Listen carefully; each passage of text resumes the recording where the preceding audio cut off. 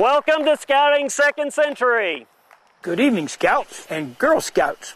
I want to tell you a story about how Scouting came about. Most of the people think that I did it, but that's not the case. The boys did it, and this is how they did it. When I was young, I had 5 brothers, and we did all kinds of things. I was kind of lucky.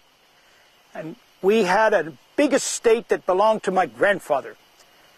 And when I was out there, I could go out in the woods, and we would play games in the woods. And my big brother, who was 20 years older than I was, he had a boat. And we made our own boats and rafts, and we sailed around the edge of England. And we had a jolly good time. Now, 2 or 3 of my older brothers went to Oxford, and they wanted me to go. I took the test, and they gave me some bad news. I didn't quite score high enough to make it to Oxford, so I took the test for the military. And I did very good because of all that outdoor background that I'd learned from my brothers. So I joined the Army as I was involved in what you would call intelligence.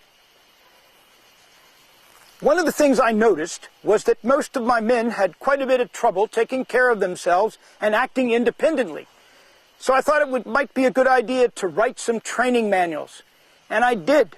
I wrote training manuals to teach the men how to take care of their feet when they were walking, and we did a lot of that. How to take care of their horse. How to cook their grub. How to sleep out on the plains by themselves and be able to tell where they were based on the sky and the constellations.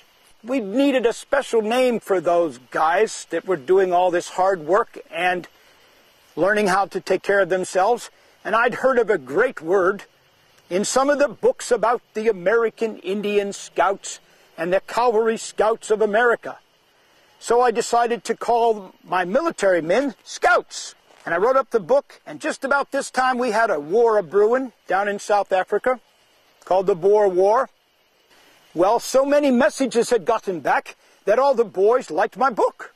And they started looking at the little book and going on camping trips and learning how to use the compass and measure things and take care of themselves and cook their own grub. And lo and behold, after the battle was over, whether I liked it or not, I was quite a hero.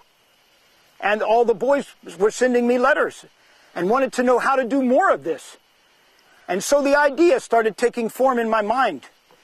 Maybe I should write this up in a different manner. Scouting for boys. I needed to make sure it would work. And that's where Brownsea Island came in. Brownsea Island is in South England. We took 20 boys from all over England. Some from the public schools, and some from the private schools, and some from right there in Poole and Bournemouth, which is just over the way a bit. And we brought them all out there, had them dressed quite similarly, but not in a uniform. We didn't have uniforms yet. We started on August the 1st of 1907 with all the interesting things that they were going to learn. They learned chivalry. They learned woodcraft. And they learned nature study. They learned life-saving. That was important. Still is today. All the boys wanted to start Boy Scout troops.